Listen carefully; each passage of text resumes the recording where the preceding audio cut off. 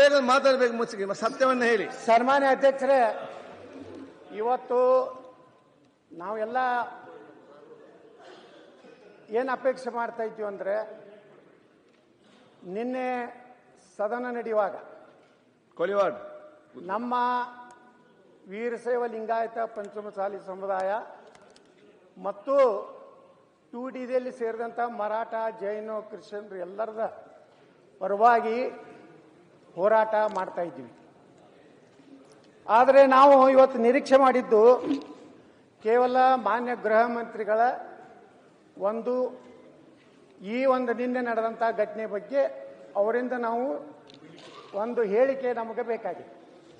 ನಾವು ನಮ್ಮ ವಿರೋಧ ಪಕ್ಷದ ನಾಯಕರು, ನಾವೆಲ್ಲ ನಮ್ಮ ಪಕ್ಷದ ಮುಖಂಡರು ಕೂಡಿ ಈ ಒಂದು ಅಧಿವೇಶನವನ್ನು ಹಾಳು ಮಾಡಬಾರ್ದು. ಧರಣಿ, ಅಹೋರಾತ್ರಿ ಧರಣಿ ಇವೆಲ್ಲ ಏನು ನಮಗೆ ಲಾಭ ಕೊಡುವಂಥದ್ದಲ್ಲ. ನಾವು ಆದಷ್ಟು ಪ್ರತಿಯೊಂದು ನಿಮಿಷನೂ ಸಹ ನೀವೇನೋ ಹೇಳಿಕೆ ಕೊಟ್ಟಿದ್ರಲ್ಲ 25 ಕೋಟಿ ರೂಪಾಯಿ ಖರ್ಚಾಗಿದೆ ಅಂತ, ಅದಕ್ಕೆ 1 ರೂಪಾಯಿನೂ ಸಹ ಹಾನಿಯಾಗದ ರೀತಿಯಲ್ಲಿ ರಾಜ್ಯದ ಜ್ವಲಂತ ಸಮಸ್ಯೆಗಳ ಬಗ್ಗೆ, ವಕಫ್ ಬಗ್ಗೆ, ಉತ್ತರ ಕರ್ನಾಟಕದ ಅಭಿವೃದ್ಧಿ ಬಗ್ಗೆ ಮತ್ತು ಮೂಡಾ ಬಗ್ಗೆ, ವಾಲ್ಮೀಕಿ ಬಗ್ಗೆ, SCP TSP ಸುಮಾರು 24,000 ಕೋಟಿ ಡೈವರ್ಟ್ ಮಾಡಿದ್ರ ಬಗ್ಗೆ, ನಾವು ಇಲ್ಲಿ ಬೋಯಿ ನಿಗಮದಲ್ಲಿ ಆದ ಹಗರಣ ಬಗ್ಗೆ ನೋಡಿ, ನಾವು ಪ್ರಾಮಾಣಿಕವಾಗಿ ಮಾನಸಿಕವಾಗಿ ನಮ್ಮ ವಿರೋಧ ಪಕ್ಷದ ನಾಯಕರನ್ನ ವಿನಂತಿ ಮಾಡಿಕೊಂಡು ನಾವು ಚರ್ಚೆಗೆ ಸಿದ್ಧಾಗಿದ್ದೀವಿ ಅಧ್ಯಕ್ಷ. ಆದರೆ ಓಕೆ ಅನ್ಬೇಡ್ರಿ, ನಾವು ಇನ್ನೂ ಒಂದು 15 ಮಿನಿಟ್ ಮಾತಾಡಿದ್ವಿ. ನೀವು ಓಕೆ ಟಾಟಾ ಬೇಡ, ಈಗ ಲಾಸ್ಟಿಗೆ ಮುಂದಕ್ಕೆ ಹೋಗ್ಲಿ ಅಂತ ಹೇಳಿ.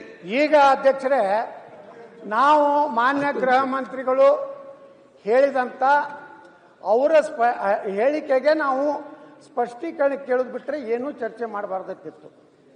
ಆದರೆ ತಾವು ಇವತ್ತೇನು ಮಾಡಿದ್ರಿ, 2A 2B 2C ಎಲ್ಲ ಚರ್ಚೆ ಮಾಡಲಿಕ್ಕೆ ಅವಕಾಶ ಕೊಟ್ಟರು. ಅದ್ರಾಗ ನಾನು ದುರ್ದೈವ ಅಂದ್ರೆ, ಯಾವುದೇ ಮಂತ್ರಿಗಳು ಸದನದಲ್ಲಿ ಅವರ ಇಲಾಖೆಗೆ ಸಂಬಂಧ ಇಲ್ಲಾರ್ದಂಥದ್ರಲ್ಲಿ ಬಾಯಿ ಹಾಕೋದು, ಮೇಲಿಂದ ಮೇಲೆ ಎದ್ದು ನಿಲ್ಲುವುದು, ಇದು ಒಂದು ಸದನದ ಗೌರವ ಅಲ್ಲ, ಸಭ್ಯತೆ ಅಲ್ಲ. ಸಚಿವರು ಅಂದಮೇಲೆ ಅವ್ರಿಗೆ ವಿಶೇಷವಾದಂಥ ಅಧಿಕಾರ ಇದೆ, ಗೌರವ ಇದೆ. ಪ್ರತಿಯೊಂದಕ್ಕೆ ಎದ್ದು ನಿಂತು MLAಗಳು ನಾವು ಮಾಡಬೇಕದು. ಹೊಸದಾಗಿ ಬಂದಂಥ MLAಗಳು ಅವರು ಮಾಡ್ತಾರೆ ಬಿಟ್ಟು ಅವ್ರಕ್ಕಿಂತ ಅಲ್ರಿ ಅದಕ್ಕೆ ಸಬ್ಜೆಕ್ಟ್ನೇ ಐತ್ರದು. ಸಬ್ಜೆಕ್ಟ್ ಬಿಟ್ಟು ನಾನು ಪಾಕಿಸ್ತಾನ ಬಗ್ಗೆ ಮಾತಾಡಕತ್ತೀನಿ, ನೀವು ಒಳ್ಳೆ ಸಬ್ಜೆಕ್ಟ್ ಐತ್ರಿ, ಓಕೆ ಐತ್ರಿ, ಅದು ನೀವು ಆರಾಮ್ ಕೊಟ್ಟು ಬಿಡ್ರಿ. ನಾ ಎಲ್ಲ ಬರೋಬ್ಬರಿ ಮಾತಾಡ್ತೀನಿ, ಲೈನ್ ಬಗ್ಗೆ ಮಾತಾಡ್ತೀನಿ, ನನಗೆ ಯಾರು ಡಿಸ್ಟರ್ಬ್ ಮಾಡೋದು, ನಾ ಯಾರಿಗೂ ಡಿಸ್ಟರ್ಬ್ ಮಾಡಿಲ್ಲ. ಅಧ್ಯಕ್ಷರೇ, ಇವತ್ತು ನಾ ಮೊದಲು ನಿನ್ನೆಗೆ ಆದ ಘಟನೆ ಬಗ್ಗೆ ಹೇಳ್ತೀನಿ. ನಾವು ಹೋರಾಟ ಪ್ರಜಾತಂತ್ರದಲ್ಲಿ ಒಂದೊಂದು ಮಾದರಿಯ ಹೋರಾಟ ನಾವು ಮಾಡ್ತೀವಿ. ನೀವು ಎತ್ತಿನ ಗಾಡಿ ತಗೊಂಡು ಬೆಂಗಳೂರು ವಿಧಾನಸೌಧಕ್ಕೆ ಬಂದಿದ್ದಿಲ್ಲ, ಮ್ಯಾಕ್ ಸಿದ್ದರಾಮಯ್ಯನವರು, DK ಶಿವಕುಮಾರ್ ಬಂದಿದ್ರಲ್ಲ. ಈ ಟ್ರ್ಯಾಕ್ಟರ್ ತರೋದೇನು ಅಪರಾಧ ಇತ್ತ, ಅಥವಾ ನಾವು ಭಯೋತ್ಪಾದಕರ? ಆ ಪಂಜಾಬ್ ಬಾರ್ಡರ್ದಲ್ಲಿ ಮಾಡ್ದಂಗೆ ನಾವು ಹೋಗಿ ಇದು ನಮ್ಮ ಲಾಲ್ ಕಿಲಾ ಮೇಲೆ ಏನಾದರೂ ಇದನ್ನ ಜೆಂಡಾ ಹಾರಿಸುವಂಥ ದುಷ್ಟ ಶಕ್ತಿಗಳ ನಾವು ರೈತರ ಮಕ್ಕಳ್ರಿ, ಅನ್ನ ಹಾಕೋರು, ನಮ್ಮ ಸಮುದಾಯಕ್ಕೆ ನ್ಯಾಯ ಬೇರು ಗೊತ್ತಪ್ಪ. ಇದನ್ನ ನೀವು ಒಂದು ರೀತಿ ಭಯೋತ್ಪಾದಕ ರೀತಿಯಲ್ಲಿ ಪೊಲೀಸರು ದಿನ ನಮ್ಮ ಸಮುದಾಯದ ಎಲ್ಲ ಮುಖಂಡರಿಗೆ, ತಾಲೂಕಾ ಮುಖಂಡರಿಗೆ ಫೋನ್ ಮಾಡಿ ಧಮಕಿ ಹಾಕೋದು, ಬೆದರಿಸೋದು, ನೀನು ನೋಡ್ಕೋತೀನಿ ಅನ್ನೋದು PSI, ಈ ರೀತಿ ಒಂದು 15-20 ದಿವಸದಿಂದ ಮೆಂಟಲಿ ಟಾರ್ಚರ್ ಮಾಡೋದು. ಟ್ರ್ಯಾಕ್ಟರ್ ತರೋರ ಬಗ್ಗೆ ಅಂತರೂ ಹೀನಾಯ ಮಾನಾಯ ಮಾಡಿ ಹೊತ್ತು ನಮಗೆ ಅಪಮಾನ ಮಾಡುವಂಥದ್ದು ಕೆಲಸ ಮಾಡೋದು. ಗೃಹ ಮಂತ್ರಿಗಳು ಅವ್ರ ಪಾಪ ಮಾನ್ಯ ಅವ್ರ ಸ್ಟೇಟ್ಮೆಂಟ್ ಮಾಡೋದು, ಇಲ್ಲ ನಾವು ಏನು ಇರ್ಕೊಳಪ್ಪ, ಇಲ್ಲ ನಾವು ಟೆಂಪೋ ಟ್ಯಾಕ್ಸಿಗೆ ಅವಕಾಶ ಕೊಡ್ತೀವಿ. ನಾವು ಅದನ್ನು ಸ್ವಾಗತ ಮಾಡಿದ್ವಿ. ಗೃಹ ಮಂತ್ರಿಗಳು ಇವತ್ತು ಬಹಳಷ್ಟು ವಿಚಾರ ಮಾಡಿ, ಯಾಕಂದ್ರೆ ಮುಖ್ಯಮಂತ್ರಿಗಳ ಮನಸ್ಸಿರಲಿಲ್ಲ, ಜೀಪನ್ನು ಬಿಡಬಾರ್ದತ್ತೆ ಇತ್ತು ಅವ್ರ ತಲೆಗೆ ಏನಿತ್ತು ಗೊತ್ತಿಲ್ಲ. ಯಾಕೋ ದೊಡ್ಡ ಮನಸ್ಸು ಮಾಡಿ ನಮ್ಮ ಗೃಹ ಮಂತ್ರಿಗಳು ಒಂದು ಹೆಜ್ಜೆ ಮುಂದೋಗಿ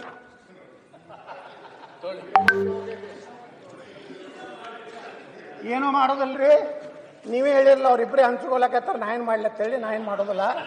ಅದಕ್ಕೆ ಅಧ್ಯಕ್ಷರೇ, ಇವತ್ತು ನಾ ಹೇಳ್ತಿರೋದು ಏನಂದ್ರೆ, ಹೋರಾಟ ನಾವು ಭಯೋತ್ಪಾದಕರಲ್ಲ, ನಾವು ಪೆಟ್ರೋಲ್ ಬಾಂಬ್ ಸಿಡಿಸೋರಲ್ಲ, ನಾವು ಕಲ್ಲು ಹೊಡೆಯುವ ಜನಾಂಗದವರಲ್ಲ.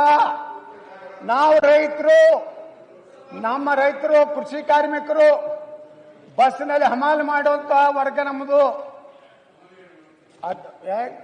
ದಾವಣಗೆರೆಗೆ ಯಾರು ಸುಮ್ಮನೆ ಕೊಂಡ್ರಿ ರೆಡ್ಡಿ ಅವ್ರು, ನೀವು ಸಲ ಶ್ರೀಮಂತರದಿರಿ, ಸುಮ್ ಕೊಂಡ್ರಿ ಆ ಕಡೆ ಗುರ್ತೈತಿ ನಿಮ್ಮದು. ಇವೆಲ್ಲ ದೊಡ್ಡ ಶ್ರೀಮಂತರದಿರಿ, ಆ ಮಾತು ಬೇರೆ. ನಮ್ಮ ಸಮುದಾಯ ಬಗ್ಗೆ ಹೇಳಕತ್ತೀನಿ ನಾ.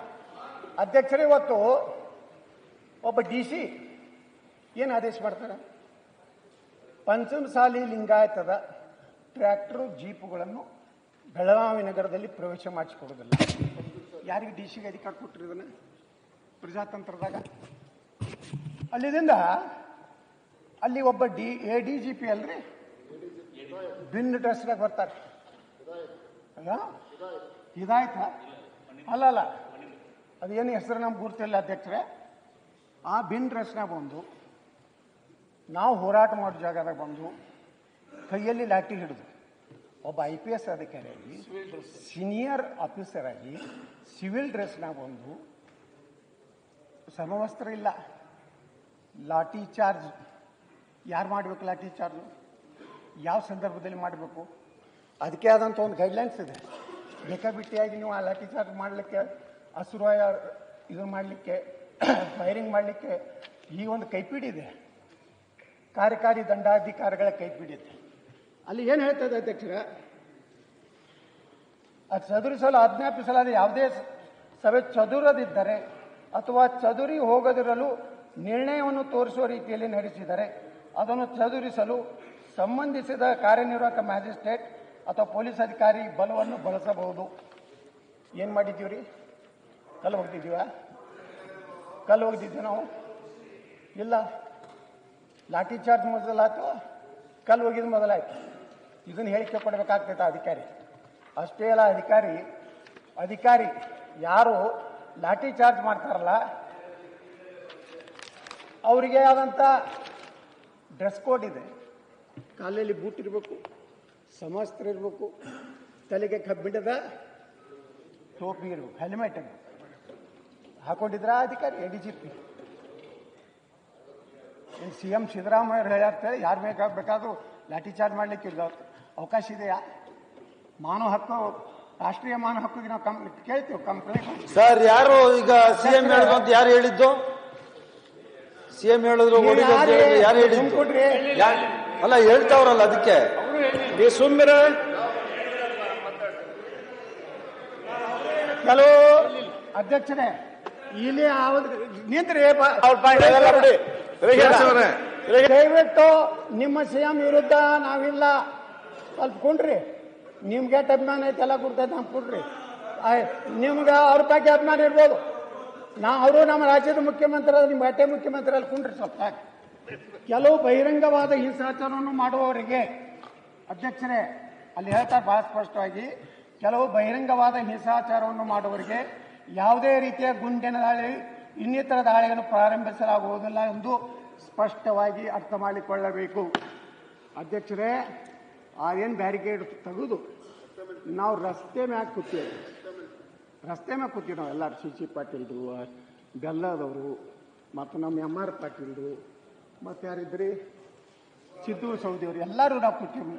ಅಧ್ಯಕ್ಷರೇ, ಯಾವಾಗ ಬಲದಿಂದ ಚದುರಿಸಬೇಕು ಮತ್ತು ಯಾವ ರೀತಿ ಬಲವನ್ನು ಬಳಸಬೇಕೆಂಬುದರ ಬಗ್ಗೆ ಕುರಿತು ನಿರ್ಧಾರವನ್ನು ತೆಗೆದುಕೊಳ್ಳುವ ಜವಾಬ್ದಾರಿಯನ್ನು ಮ್ಯಾಜಿಸ್ಟ್ರೇಟ್ ಹೊಂದಿರುತ್ತಾರೆ, ಪೊಲೀಸ್ ಆಫೀಸರ್ ಅಲ್ಲ. ಅಲ್ಲಿ assistant commissioner, tahsildar, deputy commissioner ಆ ಸ್ಪಾಟ್ನಾಗಿರಬೇಕು. ಅವರು ಸಾಧ್ಯವಾದಷ್ಟು ಮಟ್ಟಿಗೆ ಬೆಂಕಿ ಆಯುಧಗಳ ಬಳಕೆಯನ್ನು ಆಶ್ರಯಿಸುವ ಮೊದಲು ಕಣ್ಣೀರಿನ ಹೊಗೆ ಅಥವಾ ಲಾಠಿ ಚಾರ್ಜ್ ಮೊದಲು ಕಣ್ಣೀರಿನ ಹೊಗೆ. ಪೊಲೀಸ್ ಕಮಿಷನರ್ ಏನ್ರಿ ಕಣ್ಣೀರಿನ ಮೊದಲೇನ್ ಮಾಡಬೇಕಾಗಿ ಹಸಿರು ಮಾಡಬೇಕಾಗಿತ್ತು, ಅದನ್ನು ಮಾಡಲಿಲ್ಲ.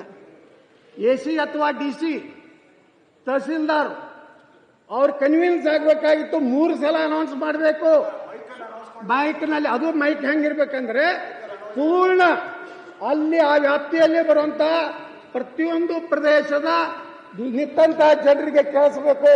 ಅದರಲ್ಲಿ 3 ಸಲ 1, 2, 3 ಅಂತ ಹೇಳಬೇಕು.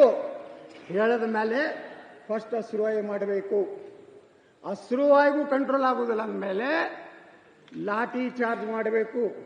ಲಾಠಿ ಚಾರ್ಜ್ ಮಾಡಬೇಕಾದ್ರೂ ಏನು ಸ್ವಲ್ಪ ತಹಬದಿಗೆ ಬಂದ್ರು ತಕ್ಷಣ ಲಾಠಿ ಚಾರ್ಜ್ ನಿಲ್ಲಿಸಬೇಕು. ಬಂದೂಕನ್ನು ಉಪಯೋಗ ಮಾಡೋದಕ್ಕೂ ಹೇಳಿದ್ದಾರೆ. ಸಾರ್ವಜನಿಕ ಆಸ್ತಿ ಪಾಸ್ತಿ ನಾಶ ಆಗ್ತಿದ್ರೆ, ಬಹಳ ದೊಡ್ಡ ಗಲಾಟೆ ಆಗ್ತಿದ್ರೆ, ನಿಯಂತ್ರಣ ತಪ್ಪಿ ಹೋದಾಗ ಮಾತ್ರ ಗೋಳಿಬಾರನ್ನ ಕೇವಲ ಒಂದು ವ್ಯಕ್ತಿ ಮೇಲೆ ಪ್ರಯೋಗ ಮಾಡತಕ್ಕದ್ದು. ಅಷ್ಟಕ್ಕೆ ನಿಯಂತ್ರಣ ಆದರೆ ಅಲ್ಲಿಗೆ ಬಿಡಬೇಕು. ಅಧ್ಯಕ್ಷರೇ, AC ಇಲ್ಲ, DC ಇಲ್ಲ, ಯಾರೂ ಇಲ್ಲ. ಆ ADGP ದುರಂಕಾರ ಹೆಂಗೆ ಆ ಡ್ರೆಸ್ ಮ್ಯಾಗೆ ಅದು ಮನೆ ಮರ್ಯಾದೆ ಐತಿ ಅಧಿಕಾರಿಗೆ. ಡ್ರೆಸ್ ಮ್ಯಾಗ ಹೆಂಗೆ ನೀನು ಇರ್ಲಾರ್ದೇ ಹೆಂಗೆ ನೀನು ಈ ಸ್ಪಾಟಿಗೆ ಬಂದೆ? IPS ಅಧಿಕಾರಿ ಅಂದ್ರೇನು ಏನು ಬೇಕಾಬಿಟ್ಟು ಯಾರೋ ಫೋನ್ ಮಾಡಿ ಹೇಳ್ತಾ ಲಾಠಿ ಚಾರ್ಜ್ ಮಾಡ್ತೀರಾ? ನಮ್ಮ ಮುಂದೆ ಬಂದು ನಿಲ್ತಾರೆ, ಅರವಿಂದ್ ಬೆಲ್ಲದ ಮುಂದೆ ನಿಲ್ತಾರೆ, ನೀವು ಎದ್ದು ಹೋಗಿ ಹೇಳ್ತಾರೆ ಲಾಠಿ ಚಾರ್ಜ್ ಮಾಡೋರು ನನ್ನ ಮಕ್ಕಳ ಆಯ್ತಾ ಪೊಲೀಸರಿಗೆ ಬೈತಾರೆ. ನಮ್ಮಲ್ಲಿ ವಿಡಿಯೋ ಇದೆ. ಹಂಗೆ ಗೃಹ ಮಂತ್ರಿಗಳು ಹೇಳಿದ್ರಲ್ಲ, ಕಲ್ಲು ಯಾರು ಹೋಗಿದ್ರು ಮಾನ್ಯ ಗೃಹ ಮಂತ್ರಿಗಳು ಹೀಗೆ ಬಿಡಲಿ, ಮುಂದೆ ಬೇಡ, ನೀವು ಎಡಿಟೇಟ್ ಮಾಡ್ತೀರಿ. ಪಾಕಿಸ್ತಾನ ಜಿಂದಾಬಾದ್ ವಿಧಾನಸಭೆಯಲ್ಲಿ ಹೋದ್ರದಂಥದನ್ನೇ ಎಡಿಟೇಟ್ ಮಾಡಿದ್ರಿ.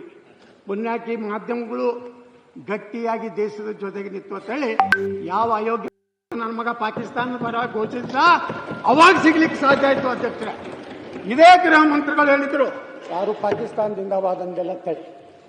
ಇವತ್ತು ಹೇಳ್ತಾರೆ ನಮ್ಮಲ್ಲಿ ಪಂಚಮ ಶಾಲಿಗಳು ಕಲ್ಲು ಹೋಗೋಂಥ ವಿಡಿಯೋ ಇದೆ.